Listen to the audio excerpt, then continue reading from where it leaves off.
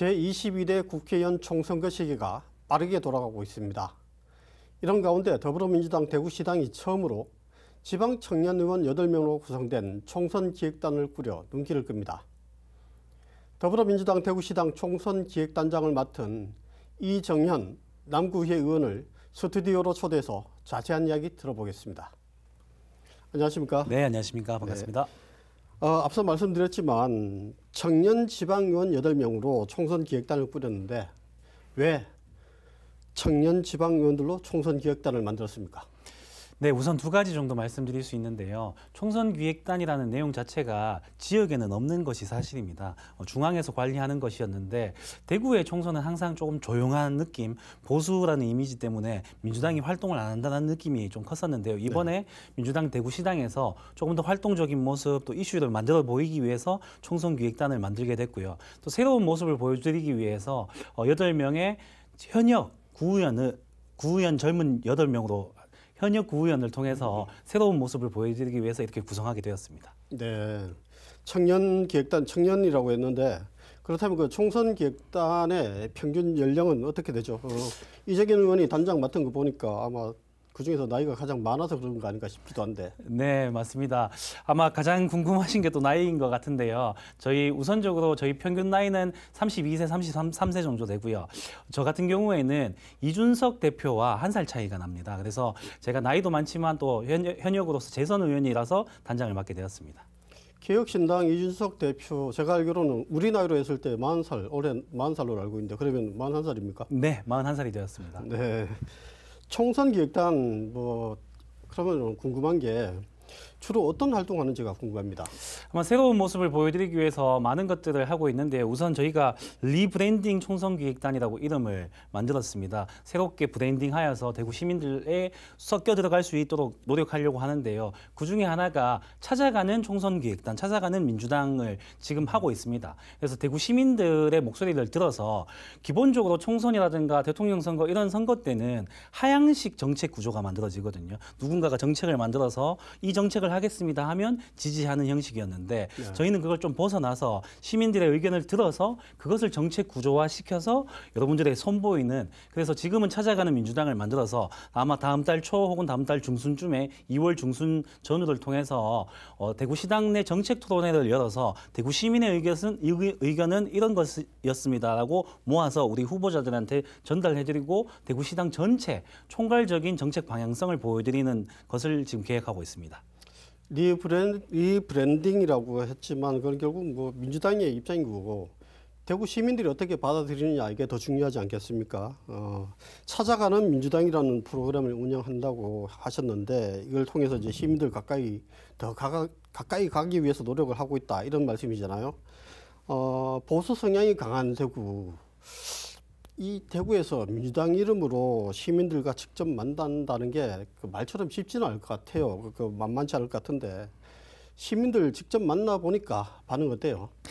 네, 지금까지 한 10팀 이상의 시민들을 만나서 인터뷰도 하고 같이 차도 한잔하면서 조금 깊은 얘기를 나눴었는데요. 우선은 안타까운 점은 보수, 진보, 민주당, 국민의힘과 상관없이 약간 대구 정치 전체에 대한 불신감 그리고 기대감이 없는 것이 가장 큰 문제라고 생각하고 있습니다. 지금의 대구 정치 행정이 사실은 시민의 기대를 못 미치고 있구나라는 것을 사실 많이 깨달았고요. 그래서 민주당이라서 혹은 국민의힘 당이라서 기대하지 않는 것이 아니라 조금 활동적인 모습을 어느 당이라도 보여주면 좋겠다라는 것을 가장 많이 요구하시더라고요. 특히나 경제적으로나 혹은 지금의 상황적으로 봤을 때 점차 계속적으로 조금 지방 소멸이라든가 이런 것들 때문에 대구라는 곳이 소멸될 거라는 두려움이 더 크신 것 같더라고요. 그래서 저희 민주당의 입장에서는 이런 젊은 의원들이 우리가 조금 더 노력하면 새로운 이미지를 만들 수 있다 이런 것들을 보여드리려고 노력하고 있습니다. 민주당 어떤 정당을 떠나서 정치에 대해서 불신하고 있더라. 현장에서 시민들 만나보니까 정당을 떠나서 정치하시는 분들 많이 이렇게 새겨들어야 될 시민들의 목소리인 것 같습니다. 그렇다면 더불어민주당 대구시당에서는 어쨌거나 총선을 치러야 하지 않습니까? 그럼 이번 총선 목표를 대략 어느 정도로 이렇게 잡고 있습니까? 제가 기억하기로는 예전에 김부겸 전 국무총리 그리고 홍일학 그 전 대구 경제부시장 하셨던 홍일학 국회의원 두 분이 동시에 한 분은 대구 수성갑, 한 분은 북구을에서 당선된 적도 있는데 혹시 뭐 이번 목표는 뭐 두 분 다 다시 이 영광을 회복해 보겠다 이 정도의 목표는 갖고 있습니까? 아마도 다시 이렇게 우리 대구 전체의 의석수 중에서 두 석을 차지해 오는 것이 저희의 가장 큰 목표라고 생각하고 있습니다. 저희가 리브랜딩 대구라는 이름, 리브랜딩 총선기획단이라고 이름을 지은 것도 저희가 저희 스스로가 좋은 브랜드로서 대구 시민에게 찾아가는 건데요. 그런 의미에서 우리 김부겸 의원님 그리고 홍의락 의원님이 당선되신 것처럼 저희 생각에도 지금 활동하고 있는 저희 시당위원장님부터 저번 선거에서 지금 다시 치르는 분은 달서구에 권태큰 후보가 있거든요. 이런 2명 정도에서는 당선 가능성을 보여드리는 것이 좋지 않냐라고 생각하고 있거든요. 그래서 최대 의석수로는 2석 이상이라고 말씀드릴 수 있고요. 지금보다는 한 발 한 발 더 걸어 나가서 대구 시민들에게 민주당이 있다는 것을 계속적으로 얘기하는 것이 더 큰 목표라고 생각하고 있습니다. 네. 지금 당장 아주 큰 성과보다는 이제 미래를 보고 나아가겠다 뭐 이런 말씀이신데 실제로 아직 이번 총선의 예비 후보 등록 현황을 보니까요. 민주당의 예비 후보 등록한 선거구가 그렇게 많지가 않습니다. 이번 총선에서 그렇다 보니까 대구에서 후보 내지 못하는 것도 있지 않을까 이런 이야기도 나오고 있습니다. 어떻게 보십니까?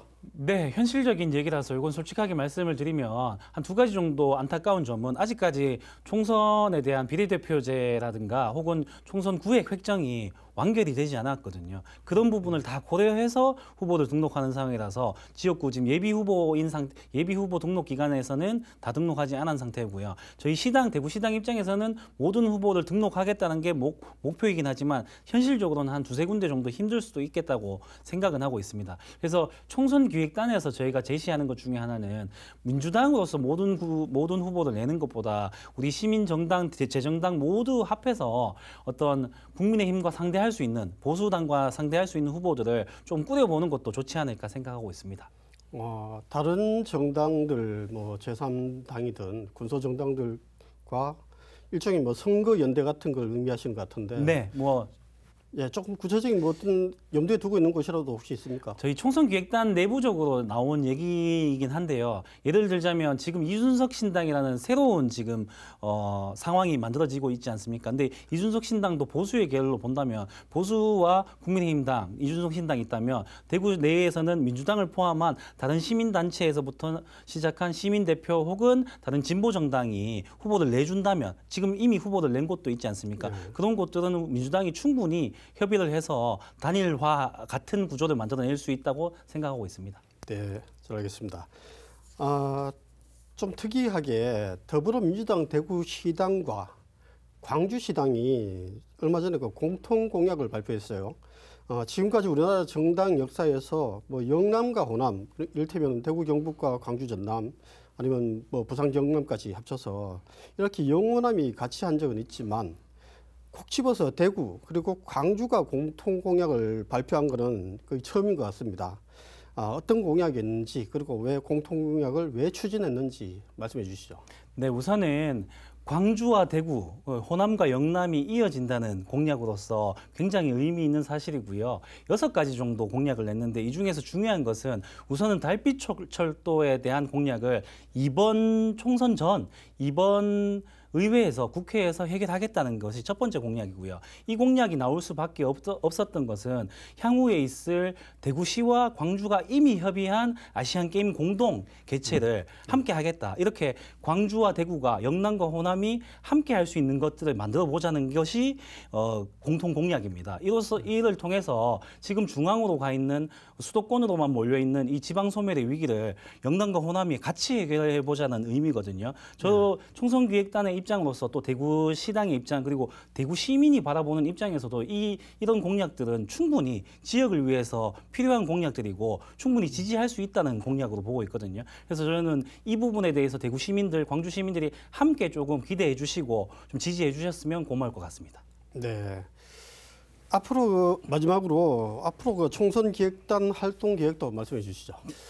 저희 총선기획단은 이제 사실 총선이 80일 정도 수준으로 남아 있는데요. 저희는 최대한 많은 시민들을 만나서 시민들의 목소리를 듣고 그것을 총선의 정책으로 만들어내는 것. 그리고 향후에도 계속적으로 시민들과 접촉해서 대구의 민주당이 활동하고 있다. 대구의 민주당이 일을 하고 있다는 것을 보여드리려고 하고 있습니다.